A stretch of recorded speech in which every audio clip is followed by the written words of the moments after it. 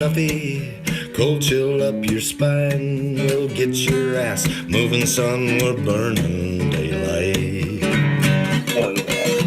Burning daylight. How cool is that, man? Burning daylight.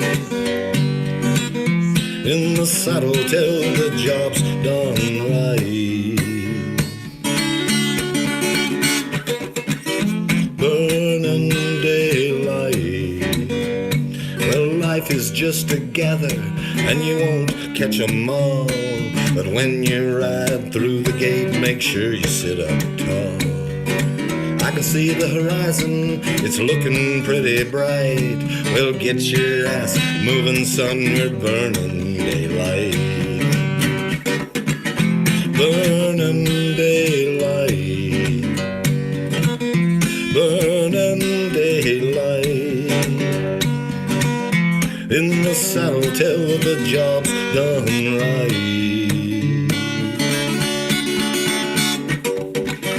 Burning daylight.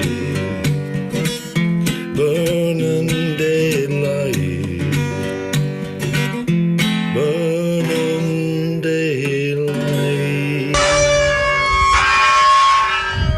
Howdy there. I'm Matt McKinley, and we're burning daylight. Man, that's truly one of the coolest things I've ever had happen. And I don't know. It's just good people, man. I love good people. Yeah, that's a badass song, dude. You've done Hell well.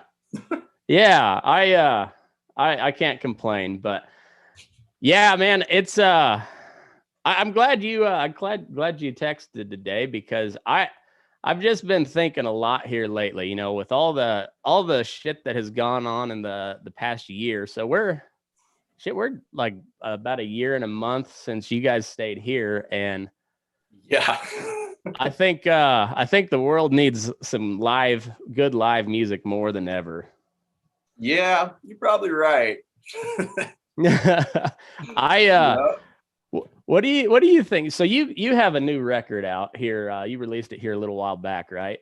Yep, and it's only out for a limited time. Nice.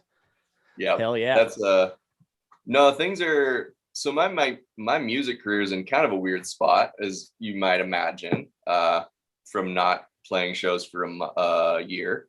Yeah. But yeah, I'm gonna kind of take a break from it for a while. So I put out that record back in March. But pretty soon here, I just got done shipping stuff out. So there's a big delay on getting CDs.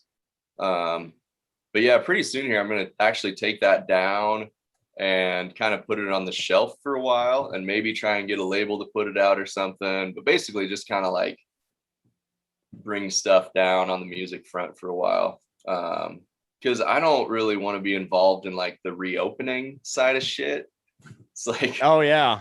yeah, like touring is such a pain in the ass for me to begin with, that having this other thing of like inconsistent regulations and getting shut down at any time, like, I don't know. I'm just like having way too much fun, like cowboying full time right now. And like, Hell yeah, dude. string and, you know, just doing that shit all the time. It's like music is kind of a interruption with that. So I keep telling people when I'm 40, I'll get back to it. There you go. Well, you're looking more cowboyish nowadays. You get a little leaner in the face. Not that you had much to lose beforehand, but you're definitely looking like a range cowboy nowadays. Because man, I've been thinking about last time I was on the show when we were out in Smith Valley, and I was like, I was fucked up, man. That was a rough patch. It was like, oh man, that was a hard fucking tour. I bet.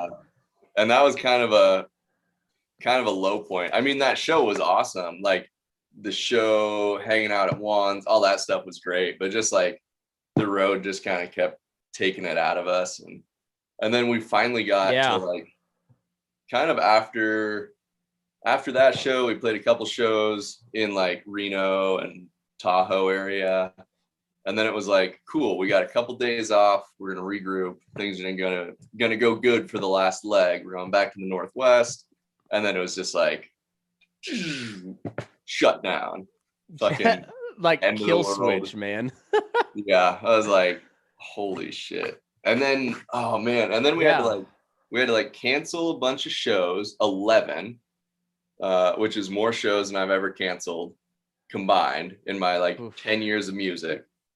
And then we got all this pushback from like 3 or 4 different places. They were like, you sure you want to cancel? Like, fucking A. By the time that show would have happened, that bar was shut down and out of business anyway. I was just like, fuck you guys. I'm out of here. Fuck that. Man, it's wild. I've never experienced so much just like overall vitriol and hatred in a year's span in my entire life, you know? Yeah. And I feel like we're kind of on the parallel field here because like we both had big plans. I was wanting to get out and start meet some of the, you know, the listeners and kind of develop this community that we've got going on a little bit more. And and just everything is shut down. I mean, and granted, I had a good year because everybody was locked down. So they're, you know, and everybody's hurting for content. And when there's not another Marvel movie, you might as well go listen to dick jokes on Burning Daylight, I guess. But nothing like it. But you know, it's so it's been a good year in that way. But at the same time, like not much had really changed around us. In like the immediate vicinity, there's been some minor inconveniences and some like minor squabbles here and there, but the greater world around us is just burning into a giant pile of shit. and you're just like, it feels like we are seriously on the edge of armed conflict here within our own country, and our leaders are doing everything they can to just throw jet fuel on the flames, it seems like. And well, I don't know if we're even on the edge. I think we passed the edge of armed conflict on January 6th, didn't we? Well, I mean, if you want to use that metric, we can go back to of arms. Yeah. Well, and I mean, if we're gonna like, and that's what the media will trot out this January 6th deal as like the catalyst. But like, did you not notice the entire fucking summer when Portland, Seattle, Minneapolis, Chicago, LA, New York is just burning to the fucking ground but fiery, but mostly peaceful, you know? And, you know, we had a conversation early on when I shared a Colin Kaepernick meme, and I'm no fan of Colin Kaepernick. I think he's a fucking grifter. I really do. I think the original point he was trying to make was important. And then, but nobody can admit they're wrong or say, hey, I took it too far, or I mishandled that. Everybody just has to dig their heels in deeper. Yeah. And you're seeing that with all these governors too. Like we all knew this thing was going to be dangerous and whatever. And well, then we're like, oh, well, it's really only dangerous for a certain set of people. But they've taken all these authoritarian measures, and if they admit that, hey, we went too far, well, then they get booted out of office. So they just got to double down and triple down and quadruple down. And yeah, and then you have the Capitol Hill riot, and you look, oh, well, these left-wing, supposedly left-wing leaders are not anti-police at all. They're just anti-police when it serves an agenda, because you know, they get a little bit of pushback at their own house, and they send in 25,000 National Guard and basically make DC, you know, a political fortress. Yeah, they don't give a fuck about BLM. They don't give a fuck about any of these Antifa people, or no, they care about protecting power at all costs. And I think you're seeing that. Yeah, it's, man. What a spiral this country has gone down. It's getting rowdy out there. Yeah, it really is. And at the same time, like I still got to go. I mean, I was at the feed yard till about 3:30 this morning, waiting on a truck to come in. Nice. And you know, I don't. I was a little pissed at one of the truckers because, well, here for an example, we had 3 trucks come in right back to back. Well, 2 showed up at the scale right at the same time, and then right as the first truck is bumping the chute, a third one comes in. So I was like, hold up, I'll go weigh this guy in. Well, the guy weighed himself in. Nevada's pretty strict about certified weights on cattle, hay, whatever. Like whoever runs the scale has to like fill out a form and become a public weighmaster. I mean, it's not a huge process, but like they take it very seriously because we do a lot of interstate commerce stuff here, being right on the border of California, and we grow a lot of hay here, and it just anyway. There's a process, whether you agree with it or not. And I've never had a truck driver weigh himself in, and I've been in the feedlot business for 12 years now. A truck driver, you show up, you bump the chute, you unload your cattle, and and then you leave. That is your job. You are not to run the scale. And he was like, "Oh, I thought it was no big deal." It'd be like me walking into your house and just grabbing a beer because like, oh, I assumed you were gonna offer me one anyways. Oh, no, you just don't do that. But behind the bar. Yeah, so that's like my actual real world problems, but that in the meantime, like I keep an eye on everything because eventually it's going to filter down to us here in the sticks, and we're going to get the short end of everything regardless. No matter which side wins, we're going to get the short end of it. Yeah. Well, I'm in kind of a weird, I've always been kind of a weird in between with like having my friend groups spread out. Just the people I'm in contact with are so diverse politically. Like, it's been funny for me seeing like the mainstream media reporting on stuff, and then seeing like my extreme right-wing friends commenting on it and my extreme left-wing friends talking about the situation on the ground. Like Portland and Seattle, for example, like I have multiple friends who live in Chop or Chaz. I prefer Chaz because it's kind of like a bro-y name. Yeah, it fits a lot better. It's got it rolls off the tongue pretty well. Yeah, it really does. I didn't like the rebranding. The Chop was not no. Well, and then, right after they changed the name to Chop, so there you go. Yeah. Well, when autonomous sounds a lot better than occupied, Yeah. Occupied's just never. You either think of like a ground invasion or a porta-john, occupied, and neither one of them are a good image. Yeah. Well, and autonomous zone, it's like the Monty Python reference, Yeah. Yeah, and it's like, hey, the left wingers still do have a sense of humor, after all, it's like, hey, it was a glimmer of hope.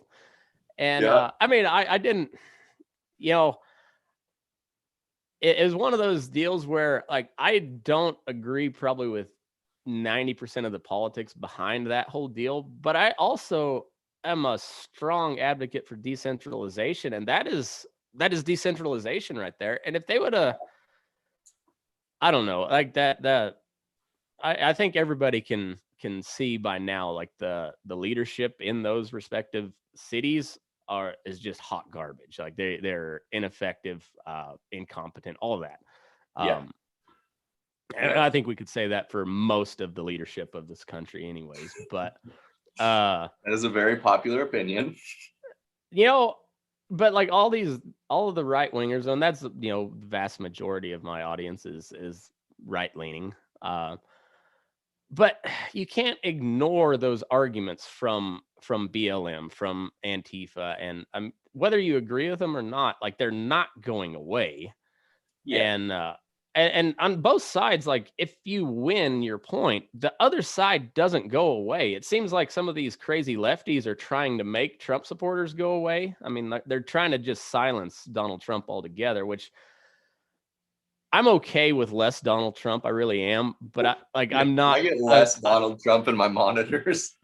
Yeah, I'm fine with that, but like you don't like this whole canceling, or just, back in the Soviet era and in communist Chinese, they called it disappearing. It's same type of thing, and maybe they're not sending you to a gulag, but like when you're off of all the main platforms that everybody uses to communicate nowadays, you're essentially just disappeared.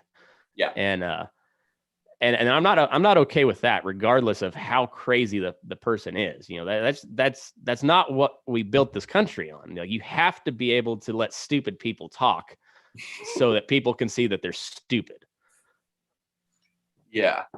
But unfortunately, like, a lot of those stupid people find even stupider people to like agree with them and do their dirty work. And that's kind of that's true. That's the tricky trade-off everyone's trying to figure out now. It's like, but you take this, like the 4 years of Donald Trump, and how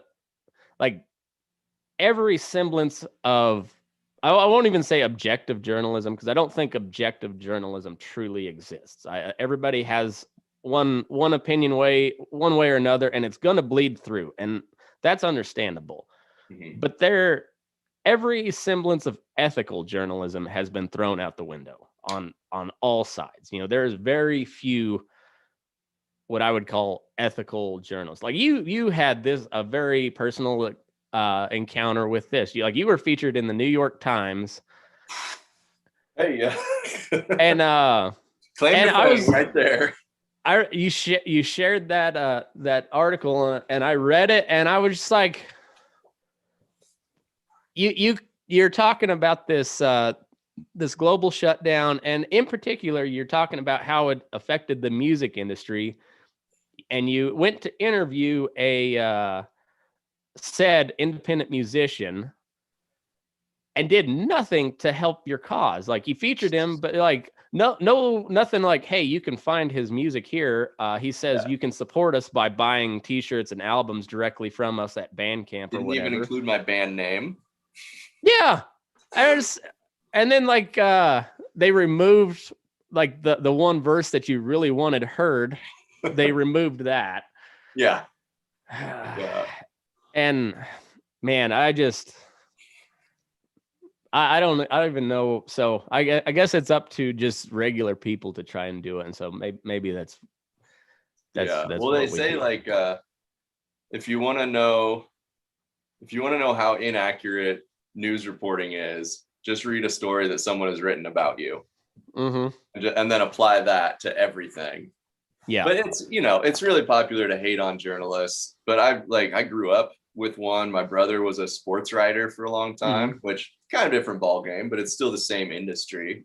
Yeah. I've got some really good friends who are in it, and it's like, it really just comes down to like deadlines and who answers the phone first and shit like that, like, I don't know. It's like it's a job like anything else. I think a lot of people, kind of like they do with art or like music too, a lot of people attach all this other crazy like woo-woo mystical shit to it, like, they have an agenda and they're taking over our country. And it's like, I don't know, like, yeah, everybody has their personal biases and does their job better or worse, but like, I don't think anybody in the journalism industry is like organized enough or making enough money to be like running a conspiracy to overthrow conservative America or anything. I don't know. I just think it's funny how intense people get about criticizing journalists when it's like, dude, they're just like, they're doing a job. And like,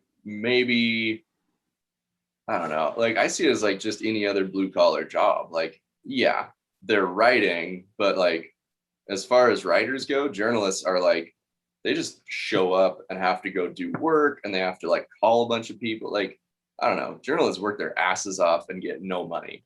You're 100% right there. I think that's my opinion about most things though, is it's like, it's way more complicated and way less nefarious than everybody wants to imagine it. Like, most conspiracy theories, I think they're hilarious, and I'm like, nobody has time to actually organize. Well, and that's just me. I think, it's not so much that like I love conspiracy theories. I'll delve down that for days. Oh, yeah. But most of them, there's always a grain of truth in them. That's the thing, and Well, that's how they get you. Yeah, That's and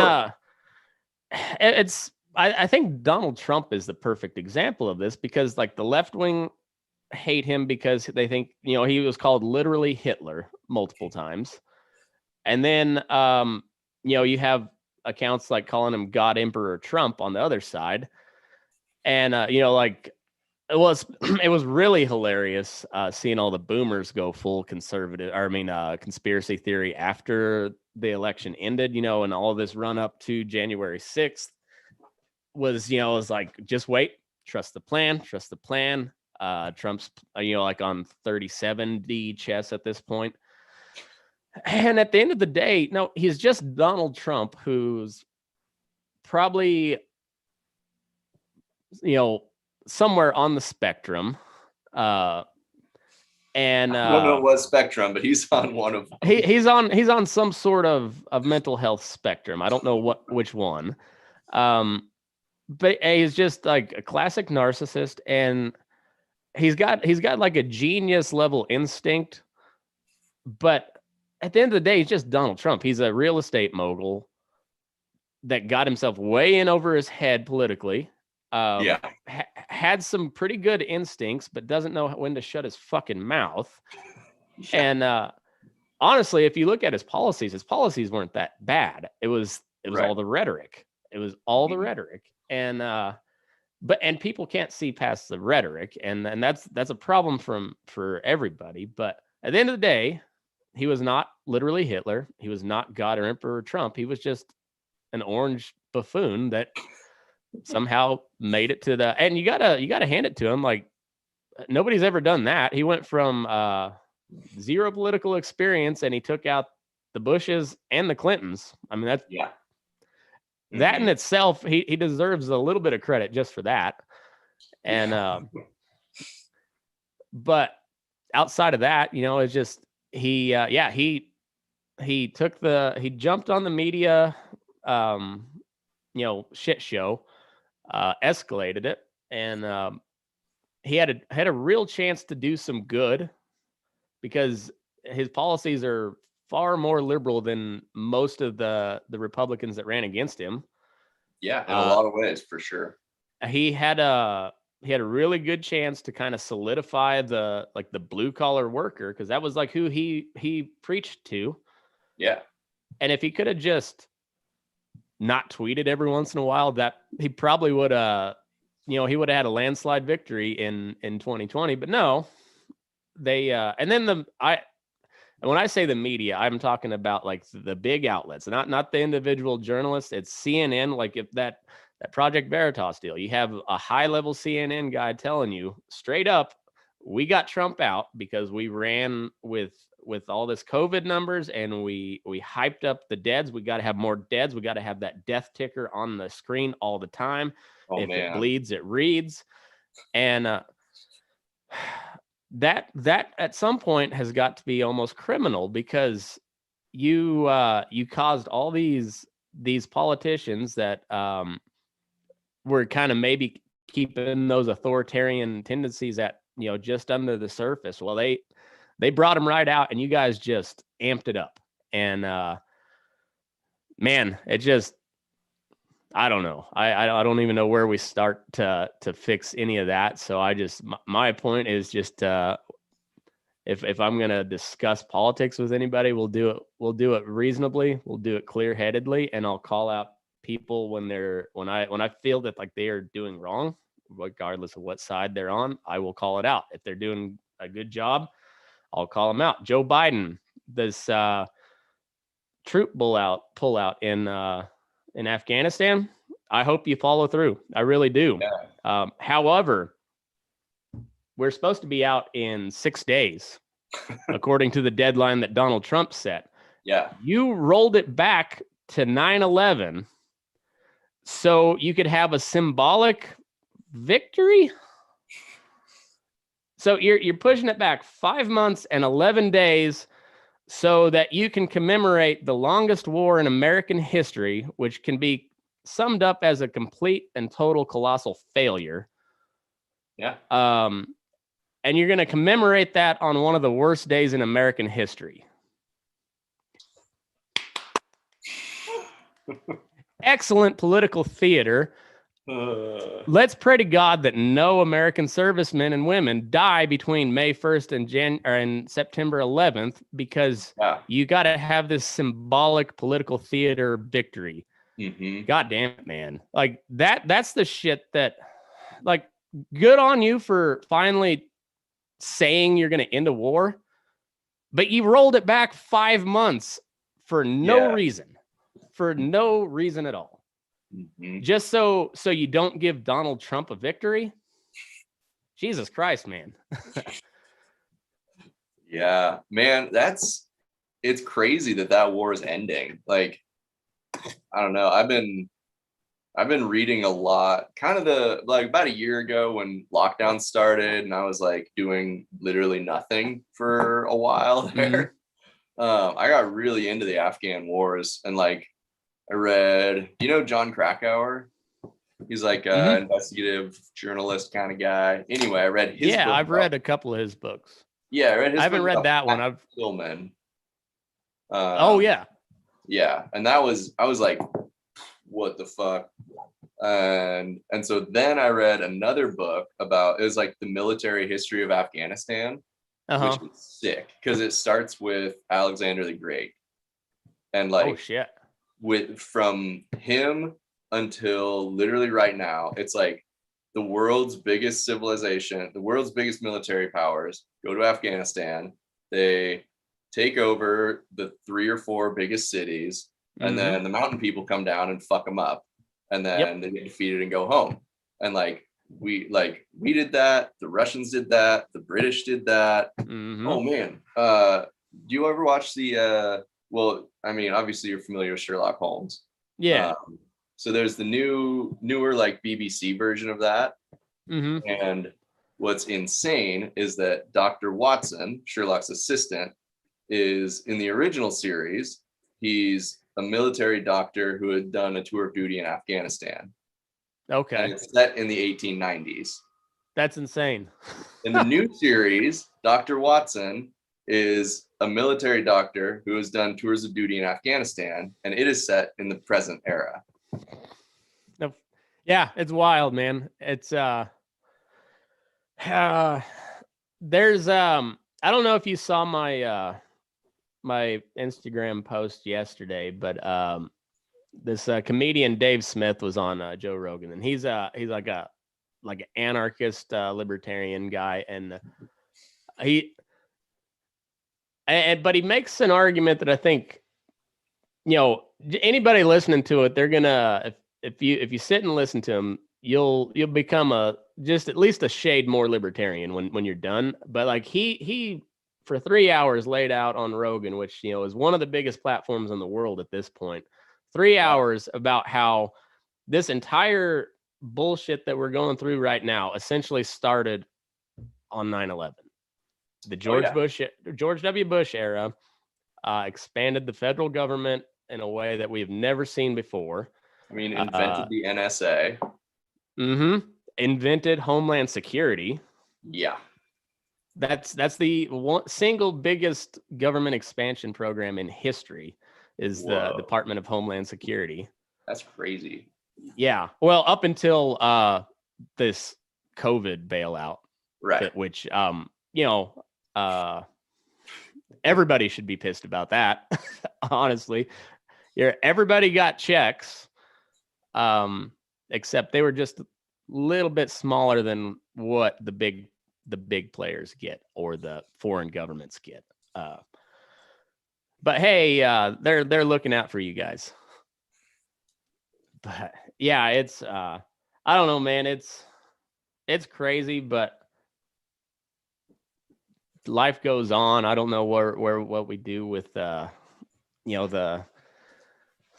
national politics, but we can try not to be dicks to one another. That would go a long ways, I think. Yeah. I've never been more thankful in my life to have grown up the way I grew up and live where I live and Sure. be surrounded with. You're from Colorado, right? Southeastern Colorado. Yeah, very southeast corner, and it's very similar to Smith Valley in that way. It's very rural. You know, it's a long way to anywhere, and you have to be able to get along with your neighbors because you might need their help. Because you get a big snowstorm or anything, any big emergency, they're going to take care of Reno and Las Vegas first, and then everybody else will, eventually they'll get to you. Yeah. So in the meantime, you got to take care of each other, and that's the way it's always been where I've grown up and lived, and I prefer it that way. I like a little self-reliance, but it also it's a polite society, and it's also you mind your business, but you help out where you can. It's just. I think that's the way everybody ought to be, but it's not how it is. But in the meantime, that's how I'm going to live my life. That's how I'm going to raise my kids, and that's about all I can do. Yeah, that's the goal.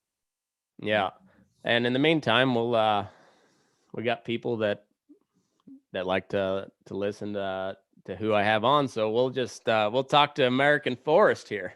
Do it. Let's talk a little bit about your album. Okay.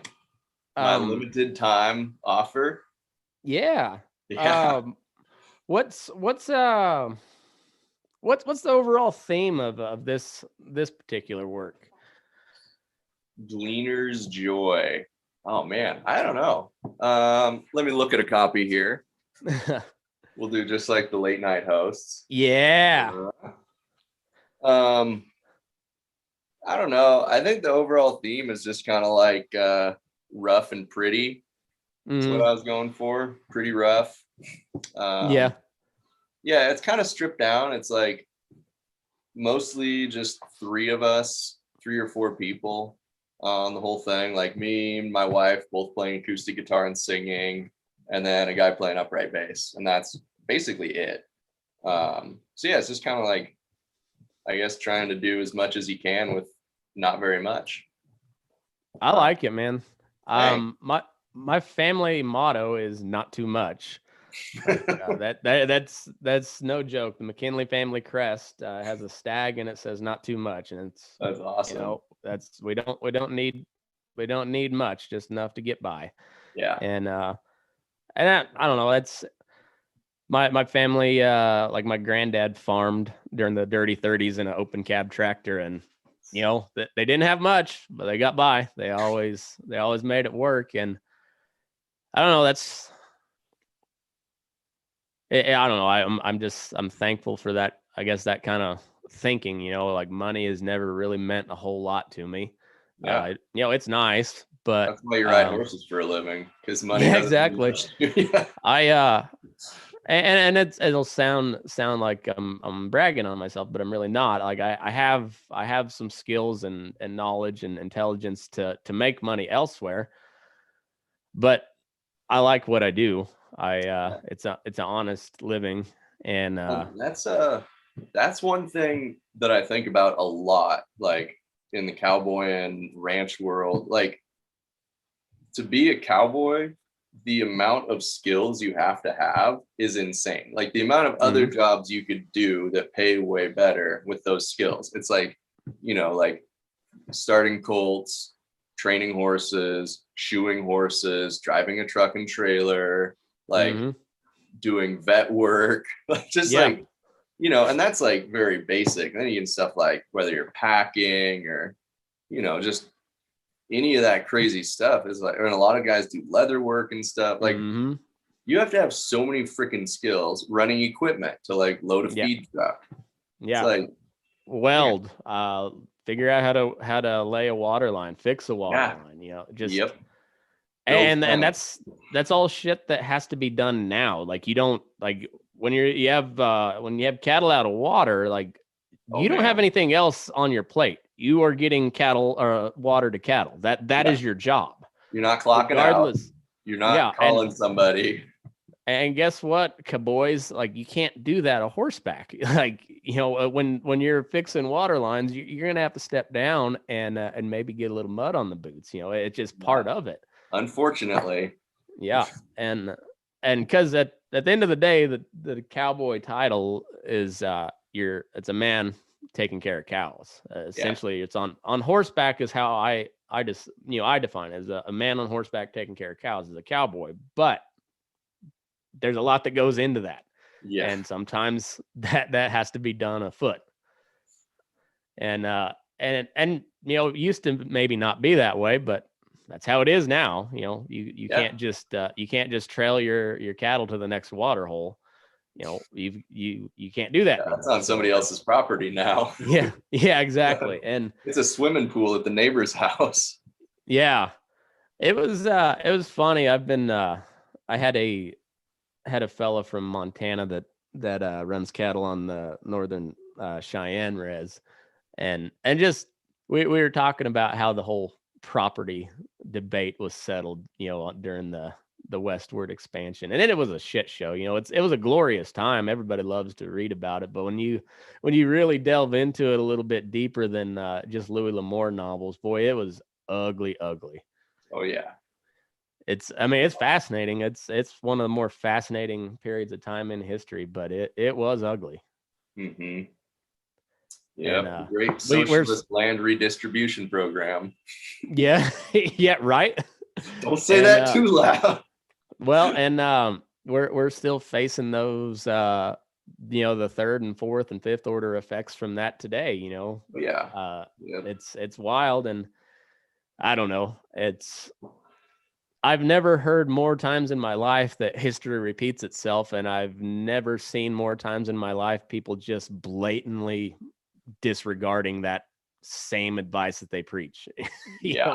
Whether it be with the Trump supporters and tariffs. I don't know if like the Smoot-Hawley Act like directly led to the Great Depression, and then the whole New Deal era that just made it even worse. It expanded the Great Depression. It wasn't really till World War II that caused the economic boom to pull us out. So all these, FDR was still considered one of the greatest presidents on earth by, both sides, but the New Deal wasn't that great. It spent a lot of money, but it did nothing to get the economy going. It wasn't till World War II hit. But here we are. We're just throw more money at it. Let's print more money. Let's at both sides. And it's like, and then in almost the same sentence they'll tell you, if we don't learn from history, it'll repeat itself.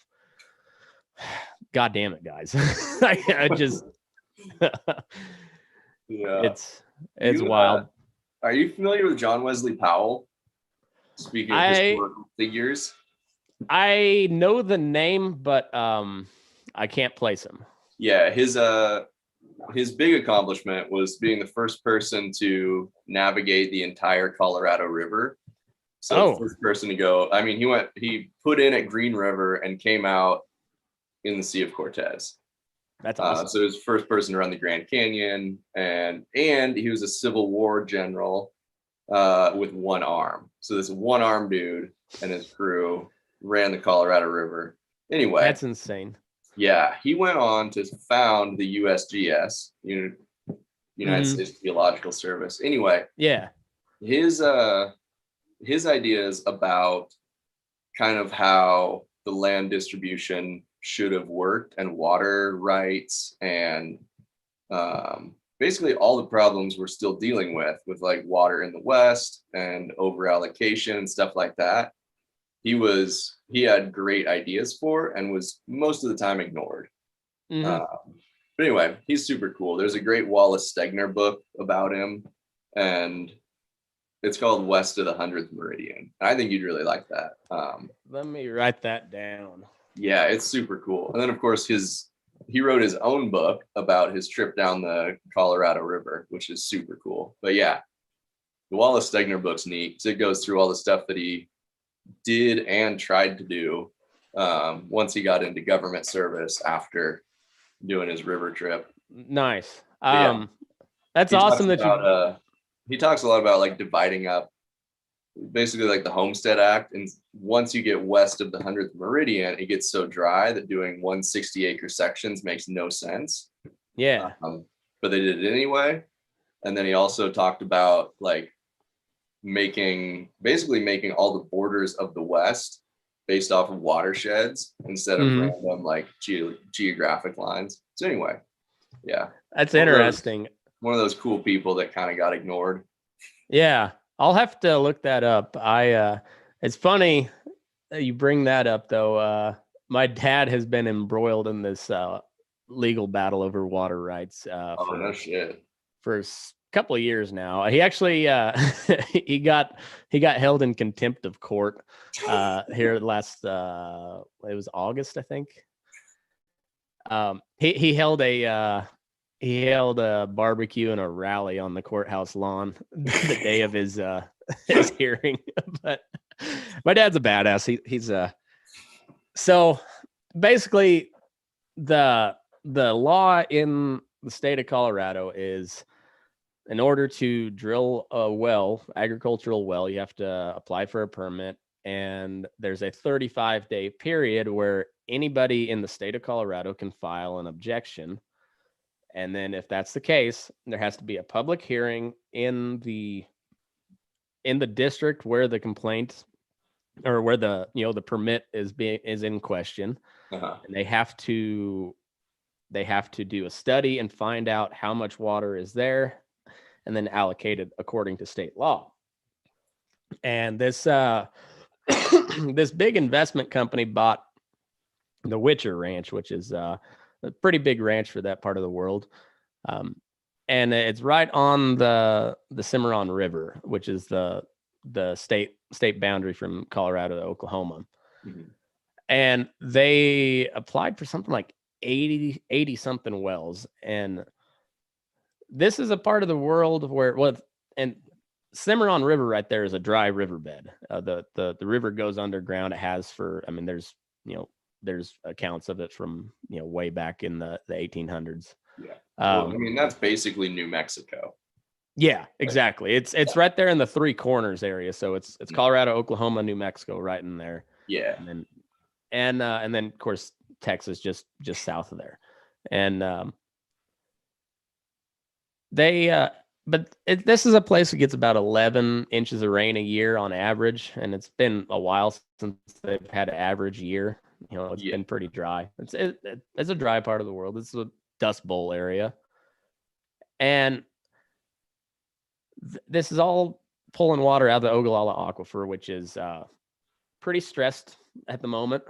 And now you want to put 87 new wells on, and they just got approved carte blanche, even though my dad filed objections. People have filed objections, and basically he kept tying them up in court, but they never held a hearing and proved that there was sufficient water. There was unallocated water. And so eventually they filed an injunction against him and said, you cannot file any more objections or motions or anything without legal counsel, because he was doing this all on his own. He was representing himself. And he said, direct quote from Wes McKinley, they say, he said, a man who represents himself has a fool for a client. And he's like, I'm fully aware of that, but I'm 76-year-old fool at this point there. And he shored up all the assets and everything and put his whole estate into a trust so they couldn't come after him. Nice. And they sent him a bill for like $40,000 in legal fees. And he said, I don't have it. I'm not going to pay it. So they came after him that way, and they eventually got it down to where he had to pay like $200 in legal fees. But in response to this injunction that they filed against him, he filed a motion for clarification. And that's what got him held in contempt. And so they suspended his jail sentence, but if he breaks that order, then he'll have to spend like 90 days in jail. And I think he was really wanting to go to jail. Yeah. He was wanting to write a book about it in jail. Bucket list. Yeah, he didn't get that, but he's really made a stink of it, and he's pretty good at that. He's done that before in the past, and but he's done a good job of I guess raising awareness would be the politically correct term to what he did, but really he just he called them out on their bullshit, and he's like, no, I was there when he was in office when they wrote this particular law, so like he's very well versed in that, and he's 76 years old. My mom's been dead for 10 years, 11 years, and so he's got nothing but time on his hands. So that's what he does. He researches it, and has basically just become a giant pain in their ass. And yeah, but that's what educated citizenship is supposed to be, right? Yeah, you're supposed to hold your elected officials accountable, and and your rich neighbors. So I don't know. Yeah, exactly. And that's the whole thing is if you're gonna look at free markets, like you can't have these giant corporations getting handouts from the taxpayers like that. That's not a free market, fellas. That is not a free market. That is essentially what we call fascism. It doesn't have the whole evil genocide deal attached to it yet, but the economic system, when you have close cooperation with centralized government and big corporate powers, that's fascism, fellas. I mean, it's not a truth kind of hurts, but it is what it is. And but we're seeing that, this whole deal. How many mom and pop shops went under this past year while Amazon, Walmart stayed open, Amazon, Home Depot, yeah. And not only does Amazon make a bunch of money, but they also like host all the web services for the federal government. So you can't really call them a private company at that point, when they're making the vast majority of their money off of providing a service for the federal government. Right. Yeah. Or like Twitter, same way. When how fucking weird is that when you remove the duly elected sitting president of the United States from your platform? Like, how wild is that? That's insane. It's like, yeah, it's insane for a lot of reasons. And I'm not saying it wasn't justified. I'm not saying that.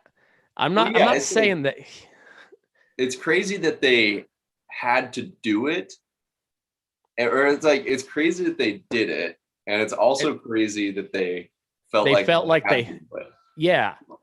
Like, I think it's crazy on both sides. I don't think there's any clear bad guy. I think they're both bad guys, but it'd be like kicking the president out of your bar for being drunk, like for being drunk and like starting shit. Like, I'm sorry, Mr. President, you're gonna have to leave.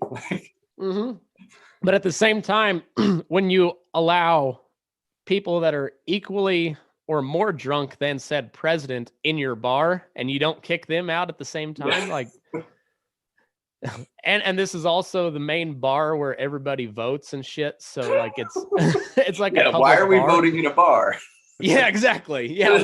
What is this, 1776?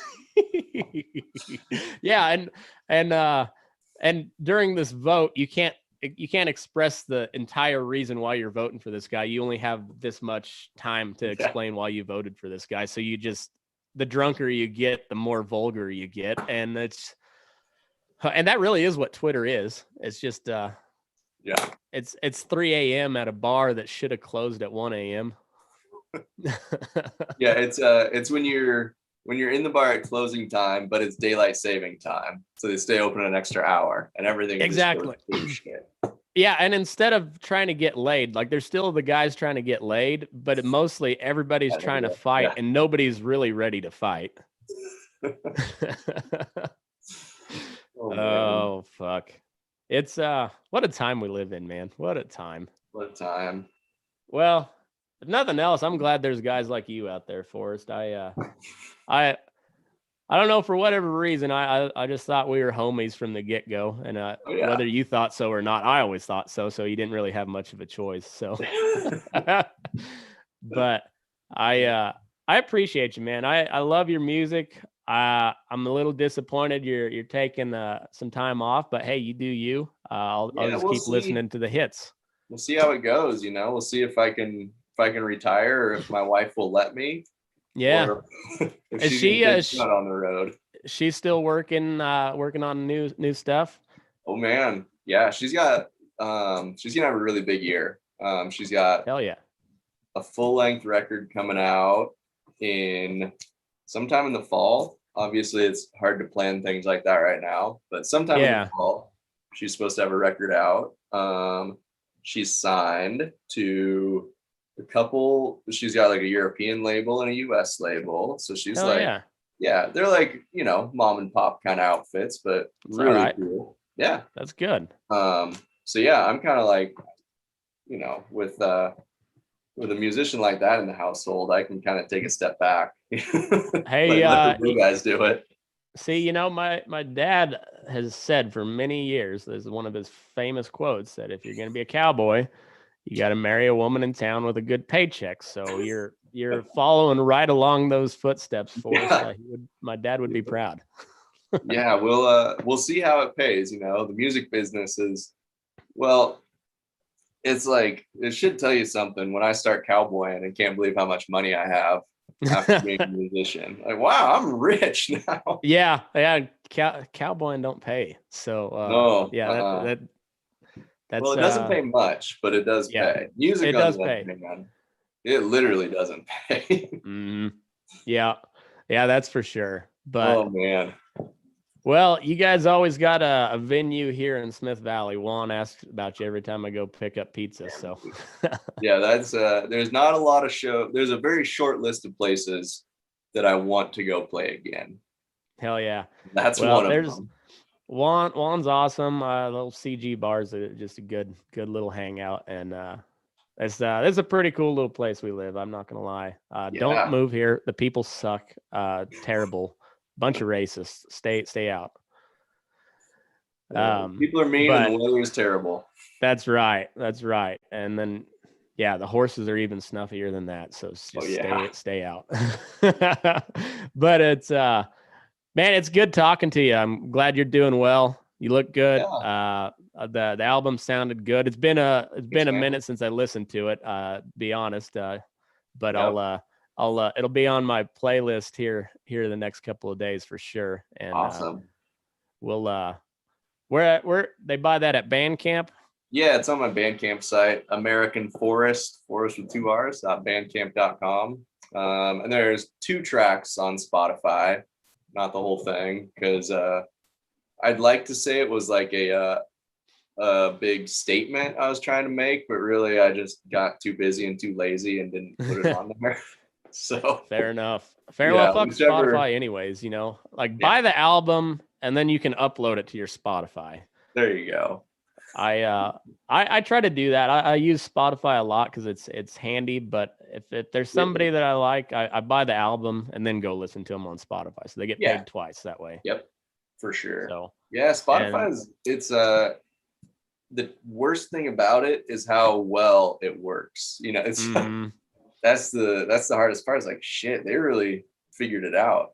It's I've been a Spotify user for a long time, and because it's an awesome service, but then like talking to you and my buddy Sam and a bunch of other people that have music on Spotify, and you find out, they are making money hand over fist, while the people that they are using their music is not. And I have a whole issue with like copyright laws and stuff. But like when they're literally making money off of your music and they're paying you like fractions of a penny per play.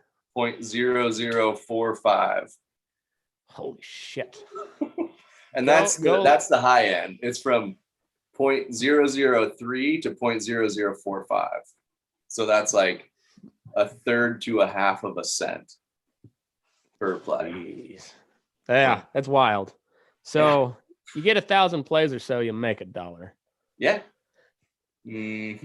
So go to American Forrest, put his list on repeat, and maybe 20 years from now you'll be able to buy him a steak dinner. But anyhow, it's a great service. I wish they'd pay people a little bit more, but hey, that's life, ain't it? Go buy their albums and then go listen to the stuff on Spotify, so they can try to make a little bit of money. Yeah. But yeah, in the meantime, you guys are welcome down here anytime. And thanks, man. Well, you never know when we're gonna show up. You see if anybody's hiring in that neck of the woods. You might see more of us than you want to. There you go. Yeah, I'm always looking for an adventure. I'll keep an ear out for sure. So we'll keep you posted. Where can everybody find you on the social medias? I'm not on Twitter really. I have Instagram. Fuck Twitter. Yeah. Twitter. Yeah, Instagram and Facebook. It's American Forrest with 2 R's. Yeah, I'm not posting hardly anything, so don't worry, I won't be clogging up your feed. Yeah. You can go read the bullshit article in the New York Times somewhere, I'm sure, but if you want to, I think you have to pay. What did I do? I think I had to get a copy of the actual newspaper from one of my friends to read. Oh, no shit. Yeah. Yeah, I had used up all my free articles, so. Oh yeah. See, if you go to the archives, you can still get it. There's a bunch of, the internet's undefeated. People on the internet are incredible. They're incredibly stupid, but they do some incredible stuff. So there's always a way around stuff. But yeah. Anyway, I don't know. It's cool that you were featured. I wouldn't recommend the article really. It just pissed me off more than anything. Yeah. But it was great. It was pretty awesome to see a buddy, in the New York Times. It was pretty cool. And I will say it makes a good addition to the brag sheet for trying to like book shows or get people to listen to the music. Somebody's like, when I'm like, oh, I've played the National Cowboy Poetry Gathering and I've been in the New York Times. And it's like, okay, I'll read your email. Like that's half the battle right there. It's like just read the fucker. Hell yeah. Yeah. But I see. I think I've turned a corner because now I've got on my brag sheet. I've had 3 conversations recorded with Boots O'Neill. So dude, boom. Yeah, that's doing it. Yeah, why he decided he wanted to go ahead and let me do this, I don't know, but I'm not gonna question it. Just keep rolling with it. Yeah. That dude is a legend. So I'm gonna, hopefully he's got some time this afternoon. We'll do another one. So cool. Yeah. Mm-hmm. Yeah. I'm gonna do whatever he'll allow me to do there. So I get to meet him here in a couple weeks down at the 4 Sixes. So that's gonna be cool. Yeah. Are you going out there? Yeah, I'm headed out to Kansas for a buddy of mine, Rawhide Braider, is getting married, and I'm officiating the wedding. So nice. And then on my way back, I'm gonna go drive down to the Sixes and go interview Boots in person. They're down at Alpine, right? They are down at Guthrie. Okay. Guthrie, Texas. Yeah. So gotcha. Yeah. So they're about. I'm gonna drive from Kansas down there, and then catch my connecting flight in Dallas. So cool. Try to meet a couple of people along the way. So gonna be a fun trip. Yeah, for sure, man. Yeah. Make sure you drink a lot of Shiner for me. Oh, I love me some Shiner Bock. That is one of the best beers on earth. I heard a song the other day that rhymed Lukenbach with Shiner Bock, and I was like, "Fuck, that's the most Texas line I've ever heard." Yo, Texas. I give them a lot of shit, but Texas is a cool place. Texans are good people for the most part. The ones that are out floating around outside of Texas are usually they're outside of Texas for a reason because they don't want them there. Yeah, I always compare Texas to France, which might offend some Texans, but it's I bet so. The French are like everybody, you know, they're like stuck up assholes because France is the greatest country on earth. We have the best wine and the best food and the best women. And Texas is the same way, but you can't be mad at them because they're right. Like Texas has Lone Star and Shiner and Topo Chico. Like they got the best drinks.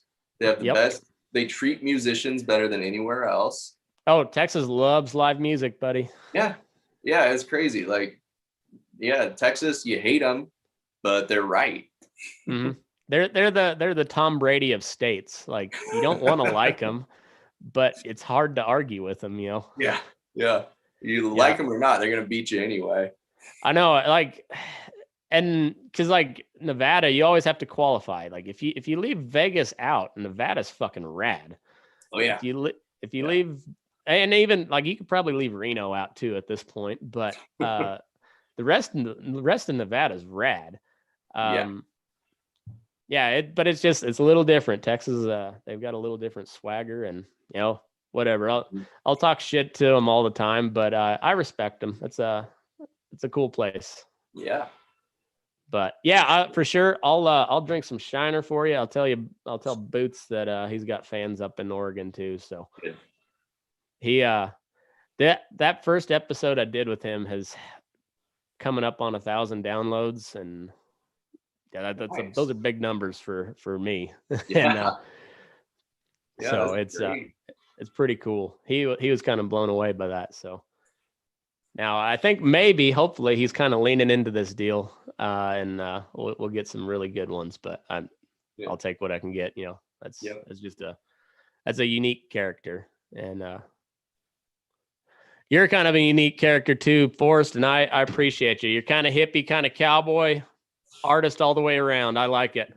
Okay, well, I'll just keep doing what I do. Keep being a weirdo. Hey, I like it. Weird's good. Boring sucks. All right. Normal is boring. So I'll keep reading the memes. All right, man. Well, take care. Tell Margot hi, and take care. Do. All right. All right, sign us off, buddy. How do we do that? Oh, yep. When it's get your ass out of bed, we're burning daylight.